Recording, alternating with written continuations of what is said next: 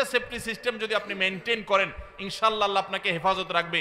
এর একটা হলো রাসূলুল্লাহ সাল্লাল্লাহু আলাইহি সাল্লামের সকাল এবং সন্ধ্যায় যে দোয়াগুলো তিনি পড়তেন ওইগুলো আপনি নিয়মিত পড়বেন।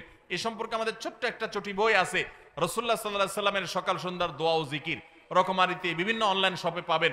আবার আমাদের ওয়েবসাইটে গেলে ফ্রি, আপনি সেটা ডাউনলোড করে পড়তেও পারবেন এই সকাল সন্ধ্যার দোয়াগুলো পড়লে। আর দ্বিতীয় হলো চান্দ্র মাসে 13, 14, 15 এই দিনগুলো যদি কেউ নফল রোজা রাখে, আল্লাহ তাআলা এই ব্যক্তিকে এমন বেশি সেভ করেন, নিরাপদে রাখেন, কোনো ব্ল্যাক ম্যাজিকে, কোনো ম্যাজিশিয়ানের, কোনো জাদুকরের, কোনো কুফরি কালামে তার কোনো ক্ষতি করতে পারে না। আল্লাহ তাকে হেফাজত রাখেন। তাহলে আইয়ামে বীজের রোজা রাখবো তো ইনশাআল্লাহ। দুই আইটেম পাইলাম, সোমবার, বৃহস্পতিবার আর চাঁদের 13, 14, 15। নাম্বার 3, তৃতীয় নম্বর হলো আশুরার রোজা। মুহররমের 10 তারিখ তার সাথে 9 তারিখ যোগ করে রাখবেন, দুইটা রোজা। আর 9 তারিখ কোনো কারণে রাখতে না পারলে তাহলে 10 আর 11, 10 কমন, তার সাথে 9 অথবা 11 মিলায়া 9 রাখতে পারলে বেশি উত্তম। কারণ নবী সাল্লাল্লাহু আলাইহি সাল্লাম তার জীবনের শেষ বছর যখন আশুরা রোজা রাখছেন, তিনি বলেছেন যদি আগামী বছর আমি বেঁচে থাকি তাহলে মুহররমের 9 আর 10 আমি রোজা রাখবো।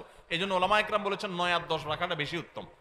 তাহলে আশুরার দুইটা রোজা রাখা 3 নম্বর আইটেম হলো সোম, বৃহস্পতিবার, চাঁদের 13, 14, 15 আর মুহররমের 9, 10 অথবা 10, 11। তাহলে কয় পদ হলো? 3টা। 4 নম্বর হলো জিলহজের 9 তারিখ অর্থাৎ আরাফাত দিনের রোজা। এই দিনের রোজার মাধ্যমে আল্লাহ রাব্বুল আলামিন মানুষকে 1 বছরের পেছনের গুনাহ খাতা মাফ করে দেন, 1 বছর অগ্রিম আল্লাহ সুবহানাহু ওয়া তাআলা মাফ করে দেন। তাহলে এই যে আশুরার রোজা, এর পাশাপাশি আরাফাত দিনের রোজা অর্থাৎ 9 জিলহজ, সেটা আরেকটা আইটেম হলো। তাহলে 4টা হয়ে গেল, আশুরার রোজা, আরাফাতের রোজা, আবার চাঁদের 13, 14, 15 আর সোম, বৃহস্পতিবার, 4টা হয়ে গেল। এরপরে আসেন আরেকটা নফল রোজার জন্য গুরুত্বপূর্ণ আইটেম হলো, গুরুত্বপূর্ণ নফল বা সুন্নাত রোজার সময় হলো আমাদের প্রিয় নবী সাল্লাল্লাহু আলাইহি সাল্লাম সবচেয়ে বেশি নফল রোজা রাখতেন যে মাসে, সেটা হলো শাবান মাস। কোন মাস? শাবান মাস, রমজানের আগের মাসটা। তাহলে সে মাসে আমরা বেশি বেশি নফল রোজা রাখবো। কয় নম্বর হলো? 5 নম্বর।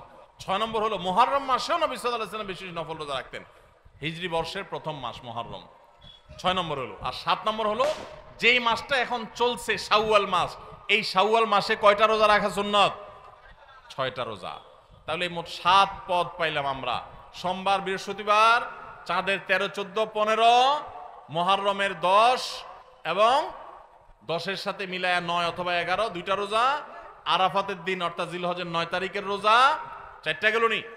আর শাবান মাসে বেশি বেশি রোজা, মুহররম মাসে বেশি বেশি রোজা, কয়টা হলো? 6টা। আর 7 নম্বর হলো শাওয়ালের 6টা রোজা। এই নফল রোজাগুলো, সুন্নত রোজাগুলো রাখবো তো ইনশাআল্লাহ। এখন আর রোজা রাখার ব্যাপারে বেশি ওয়াজ না করলেও চলে। ওয়াজ ছাড়াই মানুষ রাখে। কেন রাখে? কারণ ডাক্তাররা আজকাল আমাদেরকে ফজিলত শুনাই দিছে যে সুস্থ থাকতে হলে রোজা রাখার কোনো বিকল্প নাই। আমাদের শরীরে আল্লাহ তাআলা যে পরিমাণ মেদ, চর্বি এগুলো জমে যায়, যে পরিমাণ আল্লাহ তাআলা পাওয়ার দিয়ে রেখেছেন, আমরা যদি রোজা রাখি তাহলে সেগুলো গলে গলে গলে অতিরিক্ত মেদ, চর্বিগুলো কমে যায়, মানুষ সুস্থ হয়। রোজা রাখার কারণে মানুষ শারীরিকভাবে সুস্থতা অনুভব করে। যে যত বেশি রোজা রাখে সে শারীরিকভাবে তত ফিটনেস তার হয়, তার সুস্থতা তত বেশি সে ফিল করে, অনুভব করে। এক সময় মানুষ মনে করত যে রোজা রাখলে বোধহয় মানুষের ক্ষতি হয়।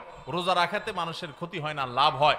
মানুষ খেয়ে অসুস্থ হয়, না খেয়ে অসুস্থ হওয়ার চাইতে খেয়ে অসুস্থ হওয়ার পরিমাণ বেশি। খাবার কন্ট্রোল করতে বলে ইসলামের জন্য, নিয়ন্ত্রণহীন কবজি ডুবায়া 2 হাতে 4 হাতে খাইতে ইসলাম বলে না। এই জন্য ভাই রমজানের রোজার পাশাপাশি নফল রোজাগুলো আমরা রাখার চেষ্টা করবো তো ইনশাআল্লাহ। আল্লাহ আমাদের সবাইকে আমলের তৌফিক দান করুন। ভাইরা আমার, মাশাআল্লাহ। তাহলে আমরা রমজান মাসের যে রোজা রাখি, এটা শুধু রমজান মাসেই রাখবো নাকি বছরের বিভিন্ন সময়ও আর রাখতে হবে? সেই জিনিসটা আমরা আজকে জানলাম কি জানলাম না? ভাইরা আমার, রোজা রাখতে মনে হয় অনেক কষ্টের, মোটেই কষ্টের না ভাই। সামান্য একটু হয়তো প্রথম একটু 2-4 দিন কষ্ট হবে। আপনার যখন অভ্যাস হয়ে যাবে, যারা নিয়মিত নফল রোজা রাখে, চাঁদের 13, 14, 15, সোম, বৃহস্পতিবার, জিজ্ঞেস করে দেখেন কোনো কষ্ট অনুভব হয় না তাদের, বরং আরো ভালো অনুভব করেন, ভালো ফিল করেন তারা। তাহলে ইমানদার নিজের খাদ্য চাহিদা এগুলোকে সে নিয়ন্ত্রণ করতে শিখবে। চেষ্টা করবো না আমরা সবাই ইনশাআল্লাহ? সেজদায় কোনো ভাগাভাগি চলে? আল্লাহর রাজত্বে কোনো ভাগাভাগি আছে? সেজদা চলবে একজনের জন্য, তিনি কে?